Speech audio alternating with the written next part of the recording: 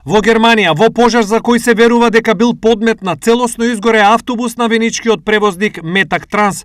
Сопственикот на компанијата се сомнева дека зад пожарот стои лоша намера, а извршителите ги лоцира во дивите такси превозници и нелојалната конкуренција. Од 18 декември почнавме да се обраќаме 2 пати неделно од Струмица за Билефелд, како единствена регуларна автобуска линија од југоисточниот дел на Македонија до Германија.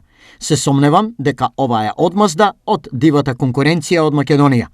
Истакна Станко Цонев, собственик на Метак Транс. Според германските медиуми, причините за пожарот се уште се непознати, а поради невремето кое ја зафатила Германија, гаснењето на пожарот одело тешко. Невремето повторно го разгоруваше пламенот, а противпожарната единица конечно успеа да го изгасне пожарот со многу пена. Не е јасно како избувнал пожарот. Истрагата на криминалистичката полиција е во тек. Пренесува Радио Билефелд. Компанијата Метак Транс постои веќе 11 години и има 9 автобуси и 15 вработени возачи. Главна дејност е транспорт на работници од општините од Источна Македонија за Италија. Бизнисот кон Германија, сопственикот започнал да го шири пред 3 месеци.